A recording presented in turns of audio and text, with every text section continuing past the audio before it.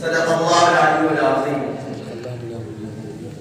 نفرت بری ہے نہ پالو اسے، نفرت بری ہے نہ پالو اسے،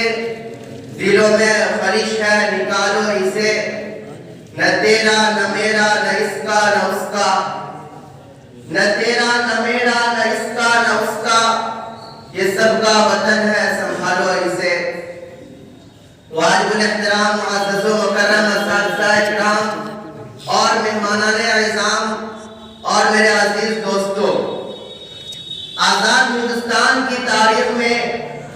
دو دن انتہائی اہمیت کے حامل ہیں۔ ان میں سے ایک 15 اگست ہے اور دوسرا دن 26 جنوری ہے۔ 15 اگست اہمیت کا حامل اس لیے ہے کہ اسی دن ہمارا یہ ملک 200 سال کی طویل مدت کے بعد انگریزوں کی غلامی کی بیڑیوں سے آزاد ہوا، اور 26 جنوری اہمیت کا حامل اس لیے ہے کہ اسی دن ہمارا یہ ملک ایک جمہوری ملک بنا، یعنی اپنے ملک میں اپنے لوگوں پر اپنا بنایا ہوا قانون نافذ کیا گیا۔ میرے دوستو، آزاد ہندوستان کا پہلا دستور بنانے کے لیے 29 اگست 1947 عیسوی کو ڈاکٹر بھیم راؤ امبیڈکر کی صدارت میں ایک 7 رکنی کمیٹی تشکیل دی گئی۔ موجودہ دستور کو مرتب کرنے میں 2 سال 11 مہینے اور 18 دن لگ گئے۔ دستور سازوں نے اسمبلی کے مختلف اجلاس میں مختلف محفلوں میں اس نئے دستور کی ہر ایک شق پر کھلی بحث کی۔ پھر 26 نومبر 1949 عیسوی کو اسے ایکسپٹ کر لیا گیا، اور 24 جنوری 1950 عیسوی کو تمام اراکین نے، تمام ممبران نے اس نئے دستور پر دستخط بھی کر دیا۔ پھر 26 جنوری 1950 عیسوی کو اس نئے دستور کو نافذ کر کے ملک کے اندر پہلا یوم جمہوریہ بنایا گیا، اور آزاد ہندوستان کے پہلے صدر ڈاکٹر راجندر پرساد منتخب کیے گئے، اور تب سے لے کر آج تک 26 جنوری کو یوم جمہوریہ کے طور پر پورے جوش و خروش کے ساتھ منایا جانے لگا۔ میرے عزیز دوستو، اب ایک سوال پیدا ہوتا ہے کہ 26 جنوری کو ہم جشن کے طور پر کیوں مناتے ہیں؟ 26 جنوری کو ہم جشن کے طور پر کیوں مناتے ہیں؟ تو آئیے تاریخ کے اوقات کا مشاہدہ کرتے چلے کہ جب ہندوستان کی سرزمین میں انگریزوں کا ناپاک سایہ پڑا اور وہ اپنی شاکرانہ اور اجارانہ چالوں سے یہاں کے مالک بن بیٹھے تھے، جب باشندگان ہند پر طرح طرح کے ظلم و ستم کے پہاڑ توڑے جانے لگے، جب ہندوستان کو غلام بنایا جانے لگا، جب ہندوستانیوں کا خون کے پسینے سے بھی ارزا ہونے لگا، تو ایسے نازک دور میں سب سے پہلے جس نے علم بغاوت بلند کیا،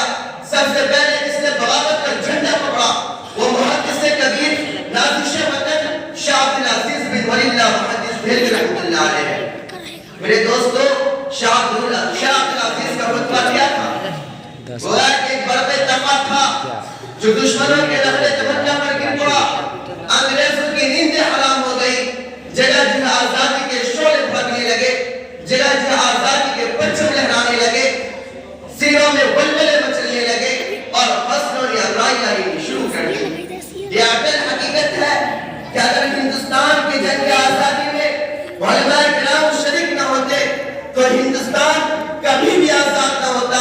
اگر یہ سرخیل آزادی نہ ہوتے تو تحریک آزادی نہ چلتی، تحریک بالا کوٹ نہ چلتی، تحریک خلافت نہ چلتی، تحریک ریشمی رومال نہ چلتی، ہندوستان چھوڑو تحریک نہ چلتی، مقدمہ وہابیات نہ چلتا، امبالا سازش کیس نہ بنتا۔ الغرض علماء کرام ہی نے اپنے خون جگر سے عروس آزادی کی خلابندی کی، اور اپنے مقدس لہو سے اس شجر آزادی کو سینچا، اور اس ملک کو اور اس ہندوستان کو پروان چڑھایا ہے۔ مگر سوچا تھا کہ صبح آزادی آئے گی تو قسمت چمکے گی، سوچا تھا کہ صبح آزادی آئے گی تو قسمت چمکے گی، سورج کے نکلتے ہی، لیکن ہم ڈوب گئے تاروں کی طرح۔ میرے دوستو، ہندوستانی دستور کی بنیاد جمہوریت پر ہے۔ ہر شہری کو اس پر عمل کرنا ضروری ہے، اور یہ دستور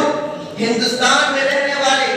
ہر ہندوستانی کو اس کے مذہبی عقائد کے اعتبار سے اپنے مذہبی اعمال کو بجا لانے کی کھلی چھوٹ دیتا ہے، جو ہر شہری کا بنیادی حق ہے، اور ہر ایک کو اظہار رائے اور حق مساوات فراہم کرتا ہے۔ لیکن اگر آج دیکھا جائے، آج ہندوستان میں گوشے گوشے اور چپے چپے میں دیکھا جائے تو ہر طرف ہندوستان کے آئین کی، ہندوستان کے سمویدھان کے خلاف ورزی کی جا رہی ہے، گنگا جمنی تہذیب کو مٹانے کی کوششیں کی جا رہی ہے، ہر چہر جانب حقوق عامہ کا استحصال کیا جا رہا ہے، مسجد مندر کے نام پر نفرتیں پھیلائی جا رہی ہے، مذہب و ملت اور ذات پات کی بنیاد پر امتیازی سلوک کیا جا رہا ہے، عوام کے درمیان اشتعال انگیزی عام ہوتی جا رہی ہے، مذہب و ملت اور ذات پات کی بنیاد پر امتیازی سلوک کیا جا رہا ہے۔ موجودہ حکومت میں ایک خاص طبقے کے لوگ ہندوستان کے آئین سے، ہندوستان کے سمویدھان سے کھلواڑ کرتے نظر آ رہے ہیں۔ بارود کو اپنے ہاتھوں میں لیتے ہوئے قانون کا جس طریقے سے چاہتے ہیں مذاق اڑاتے ہیں، اور اس ملک کی جمہوریت کو شرمسار کرتے نظر آ رہے ہیں۔ ملکی منظرنامے پر نظر ڈالنے سے یہ بات بھی سامنے آ رہی ہے کہ اس ملک کی جمہوریت، اس ہندوستان کی جمہوریت کہیں آمریت میں نہ بدل دی جائے، بلکہ آپ کو بدلتی بھی نظر آ رہی ہے۔ میرے دوستو، ایسے نازک ماحول میں جمہوری نظام کو بچانے کے لیے ہم سب کو سرگرم ہونا پڑے گا، اور اس جمہوریت کے دشمنوں کو شکست دینے کے لیے یکجہتی اور اتحاد کو اپنا ہتھیار بنانا ہوگا۔ فرقہ پرستی کو شکست دینے کے لیے گنگا جمنی ثقافت کی مشعلیں ہر قدم پر روشن کرنی ہوں گی، ان کے خلاف ہم سب کو مل کر لب کھولنے ہوں گے، تاکہ ہمارا یہ ملک صبح قیامت تک یوں نہیں شان کے ساتھ یوم جمہوریہ مناتا رہے، اور ایک بار پھر سونے کی چڑیا بنے۔ میرے دوستو، اسی پر اپنی تقریر کو ختم کرتا ہوں۔